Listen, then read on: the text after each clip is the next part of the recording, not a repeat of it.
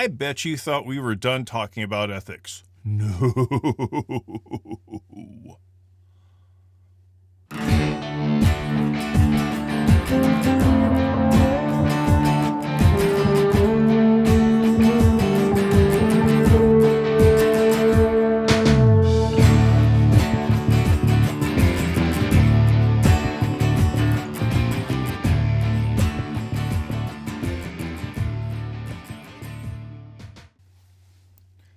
Yeah, I know what you're thinking. We've already talked about the trolley problem. You're well into reading articles about the Milgram experiment. And what else is really there to say? There's right and wrong behavior, right? Well, one of the real truisms you're going to find when it comes to the level of work we do here is that life just ain't that simple, and neither are ethics. We've talked about ethics before, and when we started talking about ethics, the trolley problem was the example we used. By the way, if you haven't spent a little bit of time, spend about 10 minutes looking for trolley problem memes online. I know I shoved a few of them at you in the last video, but there's a whole lot more of them out there, and some of them are pretty darn funny. At any rate, we need to talk a little bit more about ethics, particularly as you're writing a paper about ethics, and the more accurately you can engage in ethics and the more nuanced your discussion of ethics, the better your paper is going to be. So let's talk about what ethics is not. Ethics is not about feelings. It doesn't matter if it makes you feel bad or not. It's not about religion. Religion tends to imply that stuff is mandated. It is given from above, that this is how you act, which is the same kind of problem why ethics isn't law, because law is also given from above. It's not about just societal expectations. It's about something a little bit deeper. So what is ethics? The definition we came up with is that ethics is well-founded standards of right and wrong that prescribe what humans ought to do, usually in terms of rights, obligations, benefits to society, or specific virtues. So when you're discussing your essay, the more you talk about rights, obligations, benefits to society, specific virtues in your analysis, the better your paper is going to be. Now, it's important to know that ethics almost always has complications in it.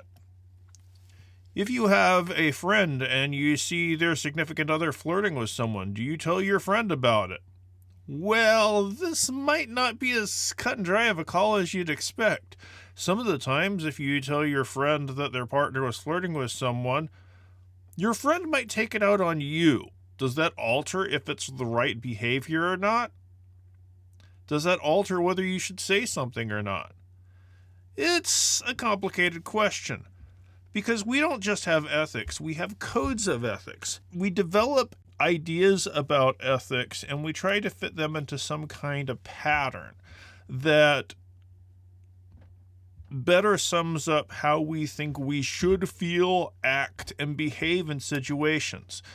Now, academics love classifying stuff, so there are, for our purposes, a few different types of ethics. There are consequentialism, deontology, and virtue ethics, and we're going to cover them one by one. Consequentialism is the first. Now, in terms of consequentialism, we talked about it a bit with the trolley problem video, but it was about the consequences of your actions. The consequences are what's most important, which is why you would kill one to save five in that trolley problem video. They refer to it as utilitarianism. Remember, what gets you the best outcome is what you should do? Well, there's a big problem with that, in that often the best outcome comes at some fairly horrible costs. You could save a bunch of people by becoming an organ donor, but you have to die to have your organs donated. Is that worth it? Okay, that's a kind of silly example, but let's go into a real-life one. Teachers. There is a crisis in education happening right now because we don't pay teachers a whole lot. This is the first statistics I was able to gather while putting this video together, and this is in 2015, so the things have changed a bit, but they probably haven't changed all that much. Teachers tend to get paid very little. their pay raises tend to be less than inflation, so they're getting pay cuts. Teachers are highly educated as a rule. 47% of public school teachers have master's degrees, according to the statistic, but they make a lot less money than other people with master's degrees. There are fewer public school employees now, but we have more students, so teachers are getting paid less but worked more. And you've seen some real-world examples of this in Florida and Texas and in Arizona, 3 states that I know off the top of my head over the last few years. There have been massive teacher shortages because people aren't staying with the profession. Is it right that we do this to teachers? Well, or should the teachers suffer because them suffering leads to the greater good of more educated students? See, that's a problem with just talking about the utility. The consequences of not having teachers aren't great for a lot of people. But is that justification for having teachers overworked, underpaid, and suffering? Questions of right and wrong aren't always easy answers, and you can't necessarily put them down to utility.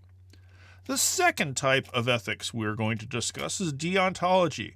Deontology is going to be familiar to anybody who's ever had a parent who says, "Because I said so." Is "because I said so" a great way to parent a child? No, people do it though.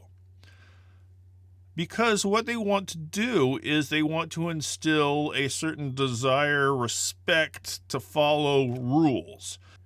And sometimes rules can have very good reasons behind them. And we're not even going to get into the times where rules don't have reasons, but even if a rule has a very good reason behind it, something that logically and reasonably we can see, yeah, that's a good rule for us to have, there's still a big problem. Batman does not kill, and most of the media. He doesn't kill. He will beat up, he will imprison, but he will not murder anybody.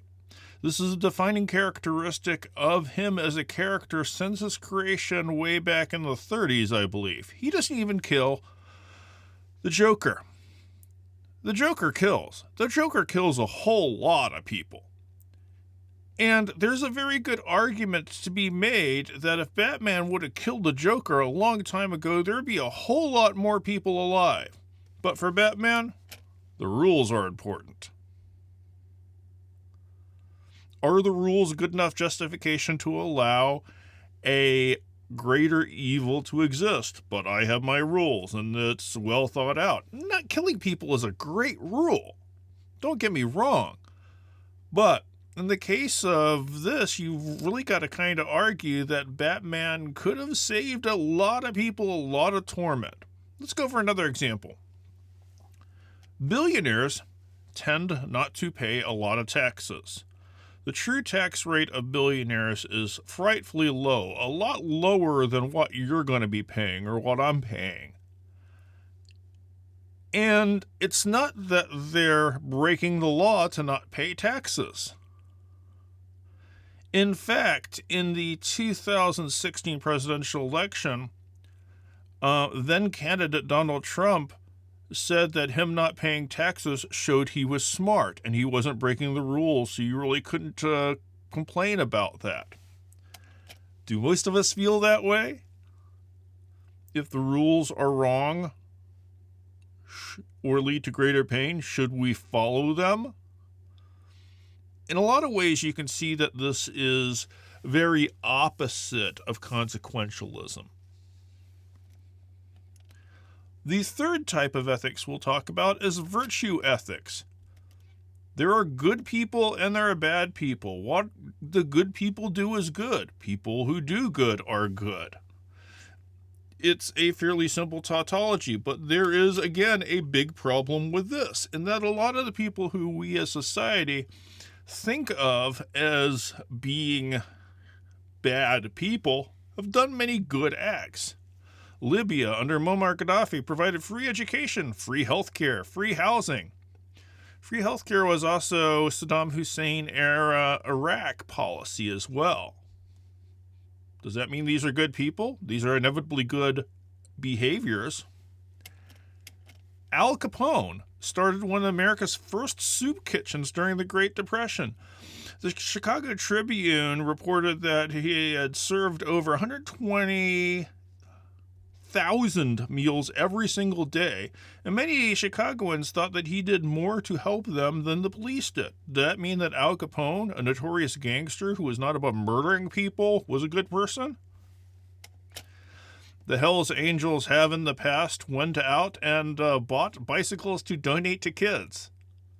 Is anyone going to argue that this makes the Hells Angels virtuous people? See, this is the thing with ethics.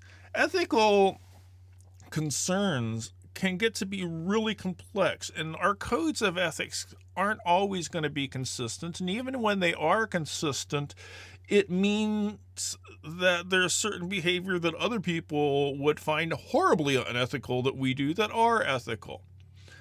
It's not as simple as there being a good and a bad. It doesn't work that way. Our ethical lenses, our frameworks, are inevitably going to be very complex. And they're going to have a real effect because they are going to shape how we see our subjects, the kind of judgments we make.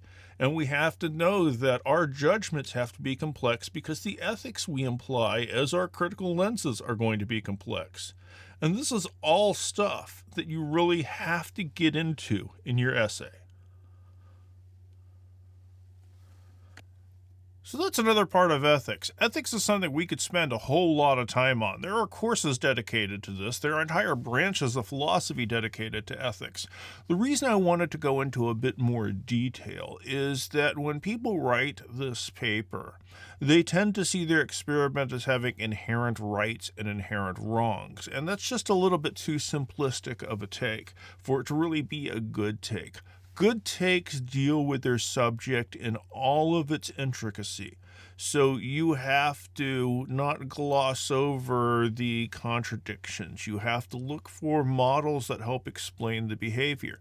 And this is what knowing a bit more about the types of ethics involved, how that's going to help you as a writer.